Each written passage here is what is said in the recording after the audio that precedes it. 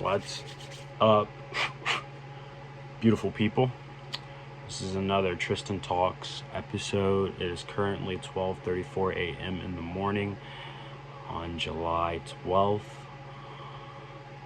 This is built off of insomnia and naps and energy drinks. But today, we're going to be talking about music. Basically, like Cowboys and black people, music, who created genres. But we're not going to dive that deep into music. We're going to dive more deeply into cowboys, cowgirls, stuff like that. So let's start with the basis. I mean, as we know, that black people created the blues, created jazz, they created soul, they created rock and roll, they created all this stuff. They created hip-hop, rap, all this stuff that we listen to today and we enjoy was created by black people. I mean, it's just a fact. But you wouldn't know that black people also created country music, cowboy music, dating back to after the Civil War. So when thousands of enslaved people, and thousands of enslaved black people headed west, mainly to states like Texas, places like that. Like definitely in Houston, Texas was the biggest black cowboy hit. There's a lot of black cowboys in Houston, Texas, but black people were already really given the name cowboys because, I mean, they knew how to work cattle on plantations from being an enslaved person. It was kind of a natural fit for black people. Black people have always been called cowboys because, well, first off, let's compare the two. Well, white people were called cow hands. Black people were called cowboys. There's a difference. Well, why boy, the word boy was it was a word to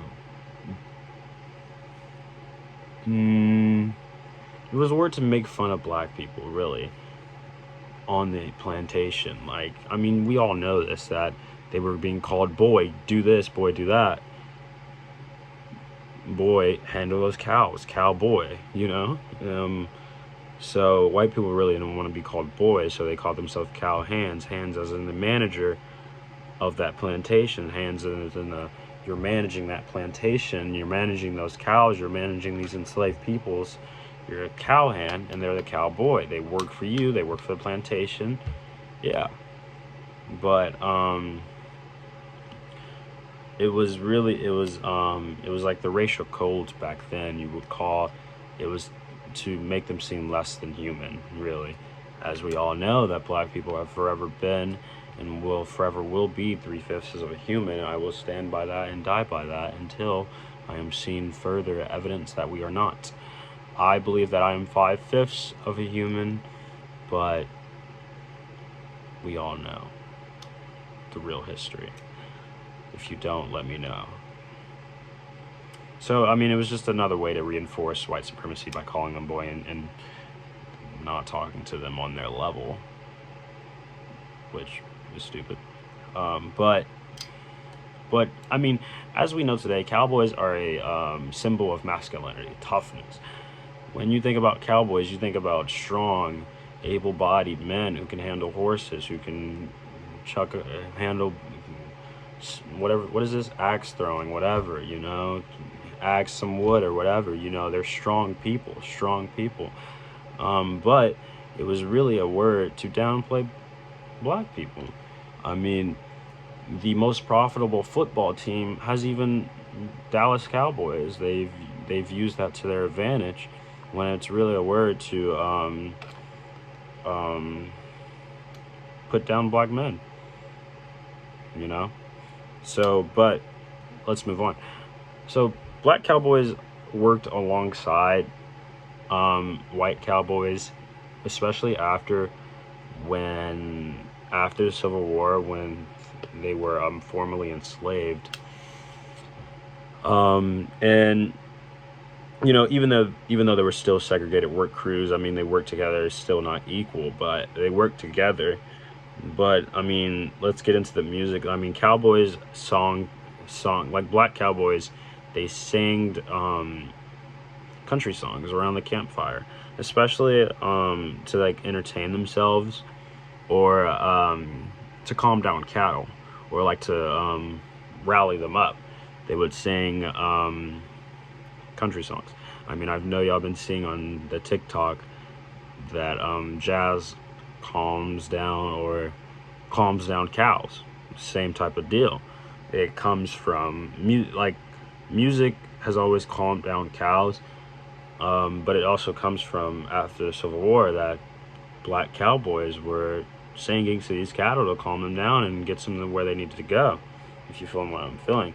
But yeah, on another note, but you may think like 1 in 4 cowboys were black, were African American. You may think, I mean, that's little, but that's a lot of African Americans. So I mean, I really don't get the idea where cowboys were a white thing. It was never a white thing. It was mainly a black thing. So I mean, if you think like cowboys were meant to, there was a word to meant to downplay black people. So if you want to be called a cowboy as a white man, you're downplaying yourself. To me, I mean, cowboys. To me, I loved cowboys when I was young. I mean, I used to watch all the Clint Eastwood movies. I mean, I wasn't supposed to be watching them, but my favorite movie when I was like 14 years old was The Good and Bad and Ugly. I loved that movie. But I mean, I really didn't get the implications of it. So I thought it was fine. Like I was screaming for the white man to rally up those folks. I'm like, yeah, go get that black dude. But I didn't know better. I was 14. But let's talk about the music. So I mean, cowboy songs don't have a origin. It was just oral tradition. Like everyone sung cowboy songs, but I mean, black people revolutionized it. The most famous cowboy song, "Home on the Ranch," was created by a black man, or black cowboys. So I mean, you can take that as you will, but black people revolutionized music. But I mean, to further on the reason of why we don't know as much as we know on cowboys being black people, and the history is black history. Cowboys are black history, which is American history. Because the West was also developing. Like America it's a young country. It's only 250 years old. It's a young country. It is developing, and it's still trying to figure out its image. Really, like what does America want to be, and what does America represent? And at that time, it was trying to figure out what do we want to represent. So, I mean, like in the 20th century, like news and media was being reinforced by social mores and conventions of that era. So think about that era in the 20th century. All the social mores convention were white people having class, or white people being better than the disproportionately affected group, or being better than the minorities. That's what the people wanted, and that's what the people were striving for. So guess what? The news and the media portrayed that same thing. They put down black people, they put down Native Americans, they put down Mexicans to reinforce the idea that white people were better than all of them. The white supremacy. So yeah, I mean, on the radio show, they were all they were hearing is that white people are cowboys, white people do this, white people do that, but they kind of erased, as they always do, the true history of black cowboys. So that's why we have no idea that cowboys were actually black people. I mean, They use prejudice and misogyny and racism to kind of create the myth that white people were the heroes and other people were the villains, and then that the white people had to solve the issue of the villains, which isn't the case. Um, so I mean, which makes us forget how true history was lost, like how we have to really dig deep and for this true history. I mean, I have been researching this for a couple of days now, and I lost a couple hours of sleep because it really takes time, and you really have to lock in on it to understand what's going on.